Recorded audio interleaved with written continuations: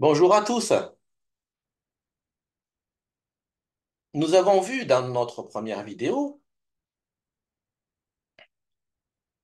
qu'il y avait deux dogmatismes, deux tendances dans les définitions pour appréhender le dogmatisme.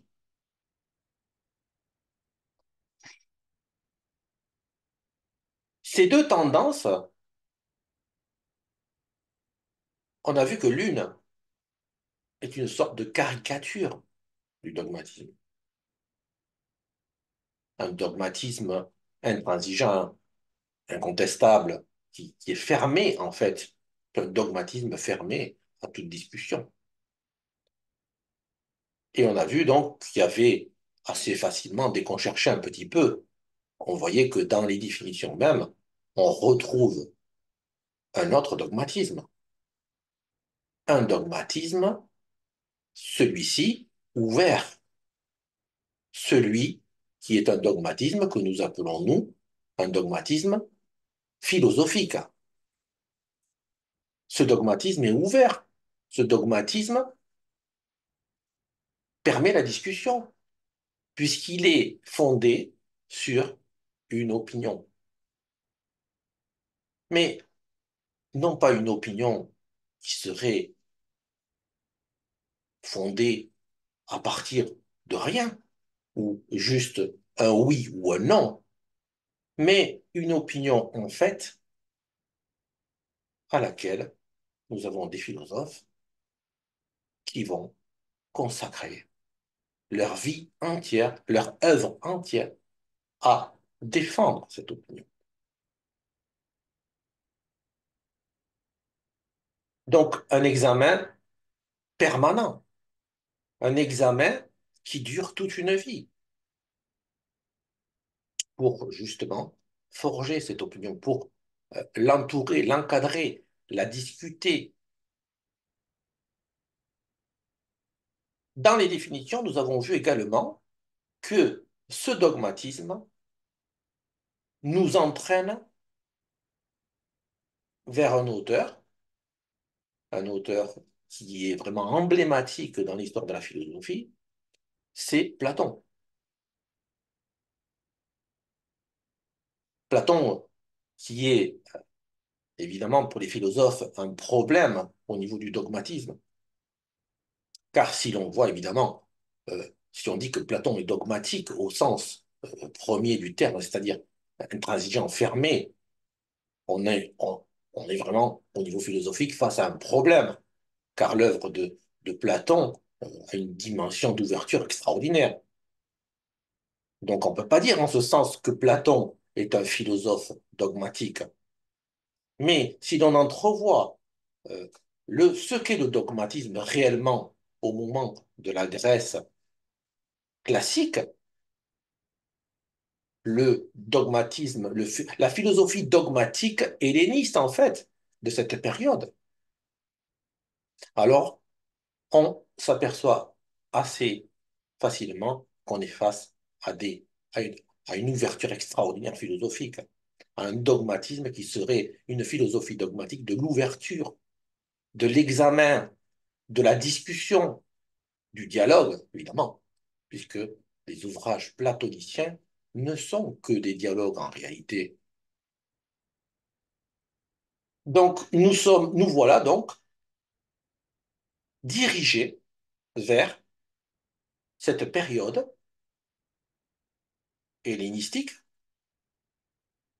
où Platon se trouve au centre d'une sorte de triptyque. Il se trouve au centre pour nous, mais au moment platonicien, au moment de Platon, c'est-à-dire vers le IVe siècle avant Jésus-Christ, c'est Socrate en réalité qui est le véritable précurseur de cette philosophie, de cette nouvelle tendance philosophique. Et les auteurs qui sont, qui font une sorte de triptyque avec Socrate sont Platon et Aristote. Donc nous voilà revenus à une période de la philosophie grecque, le moment donc qu'on peut appeler euh, classique, la Grèce classique en fait, la philosophie, la période classique de la Grèce, la période hellénistique. Et nous allons voir que à partir de Socrate, il y a bien une philosophie qui se met en place et qui est ce que nous appelons la philosophie dogmatique. C'est-à-dire, cette philosophie, c'est ce que nous allons essayer de voir un petit peu, comment cela se met en place et comment on peut donc dire ce qu'elle est et comment elle se situe aussi. Voilà, je vous propose donc d'examiner dans un premier temps cette frise donc de l'histoire de la philosophie, pour voir ici que nous avons effectivement, à un moment, le moment socratique, je dirais, qui se situe autour du IVe siècle avant Jésus-Christ, et qui va donner lieu à une série, en fait, de créations d'écoles qui vont être ce qu'on va appeler les écoles de la période classique, et qui vont être, à notre sens, toutes influencées très fortement par la réflexion socratique. Nous avons ici l'école cyrénaïque par Aristippe, la fondation de l'école cynique avec Antisthène, la fondation de l'Académie de Platon, bien sûr, la fondation du lycée d'Aristote, la fondation du scepticisme avec Pyrrhon, la fondation du jardin d'Épicure, et enfin, une autre école très importante de ce moment, c'est l'école du portique, les stoïciens. La première des choses qu'on va voir, c'est que Socrate est une sorte d'élément fondateur d'une nouvelle tendance de la pensée philosophique. La pensée philosophique, à partir de Socrate, va, euh, en quelque sorte, euh, devenir différente. En fait, il va y avoir une différence entre ce qui est avant Socrate et ce qui est à partir de Socrate et après Socrate. C'est ce que nous dit, de toute façon, pratiquement toute l'histoire de la philosophie, hein. Il y a une sorte de consensus autour de ce mouvement-là socratique, hein. C'est pas, c'est tout à fait conventionnel de le dire. Donc Socrate, donc nous voyons ici que c'est un philosophe grec du 5e siècle. Ici, nous allons montrer, tout simplement, cet article de Wikipédia, tout simplement. Socrate est le premier philosophe, tel que le définit pour la première fois Platon dans le banquet, c'est-à-dire celui qui est non sage, mais qui désire la sagesse, sachant qu'il ne l'a pas. Individu inclassable, il provoque chez les autres le bouleversement de soi-même d'une façon irrationnelle. Cette remise en question de l'individualité se trouve dépassée dans le dialogue entre un individu et un autre. Dialogue fondé sur la raison pour atteindre l'universalité. Il faudrait dire d'un point de vue socratique plutôt la vérité. Donc la tradition fait, comme on le voit un peu en dessous ici, de Thalès de Milet, qui est un présocratique en fait, le premier philosophe,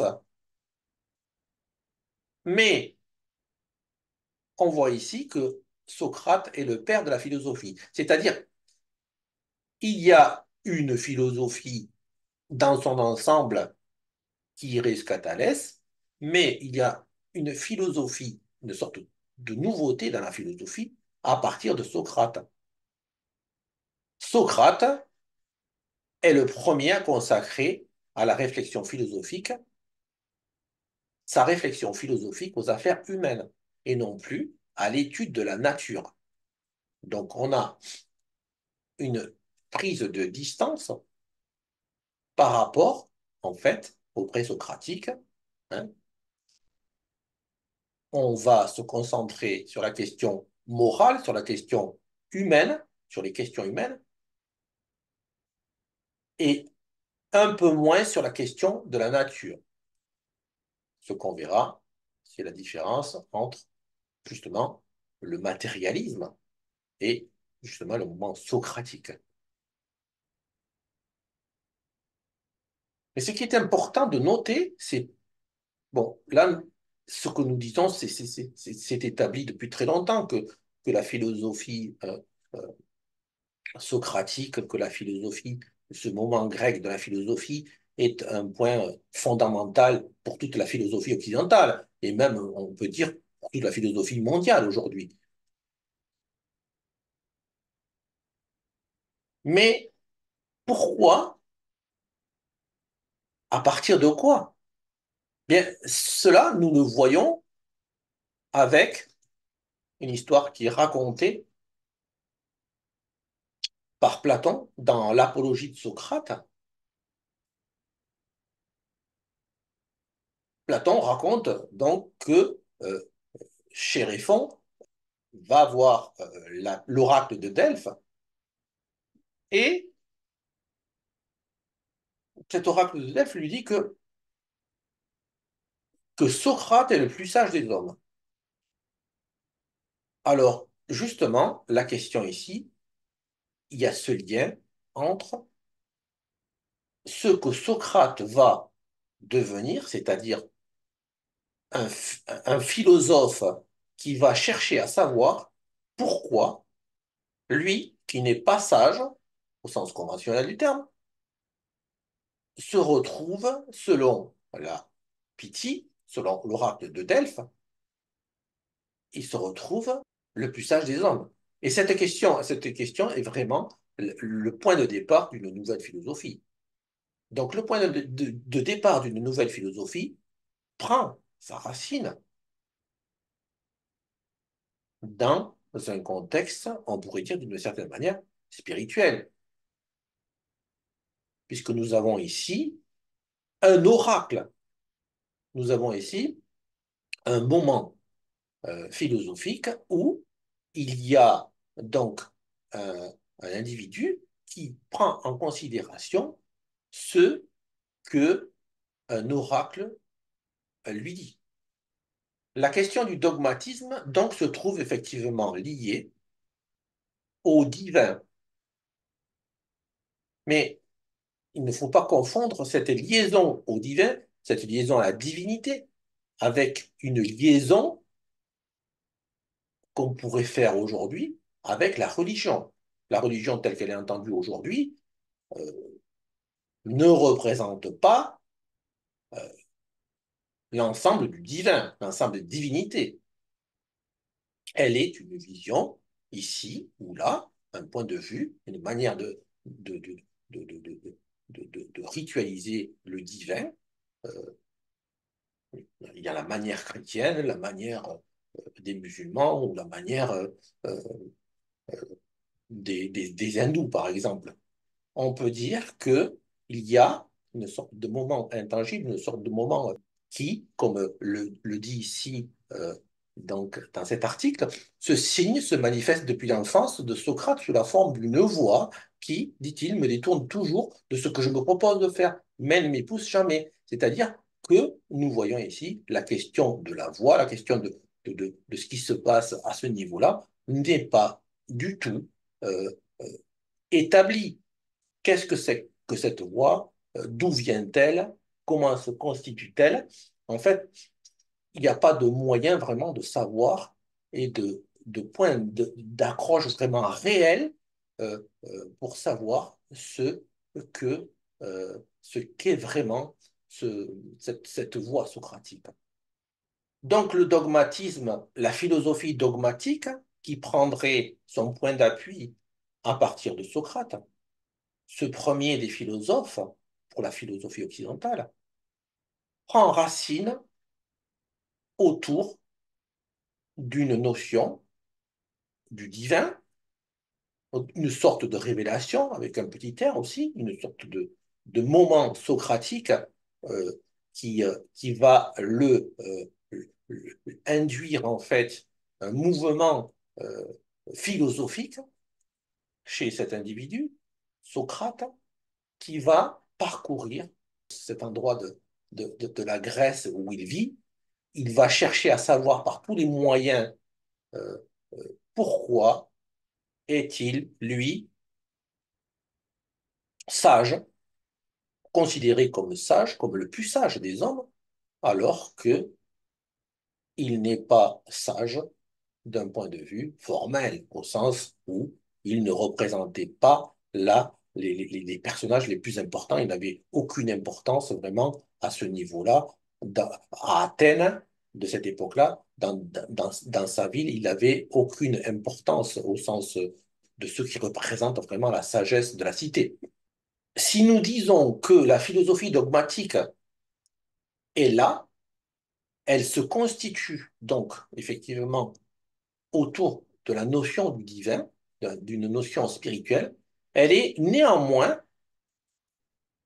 elle n'a rien à voir, c'est ce qu'on va voir avec la philosophie, quand on va voir toute cette philosophie autour de Platon, Aristote, etc.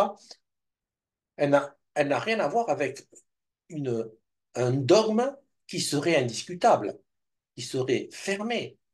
Au contraire, la question euh, du dogme que va construire Socrate, c'est un dogme ouvert, c'est un dogme de l'examen, c'est un dogme du cheminement, c'est un dogme de la recherche. C'est un dogme, en fait, qui va se trouver, comme dans les écrits de Platon, euh, toujours sous une forme aporétique. C'est-à-dire que on ne peut pas statuer au sens euh, indiscutable, au sens fermé, au sens euh, où on ne revient pas sur un dogme.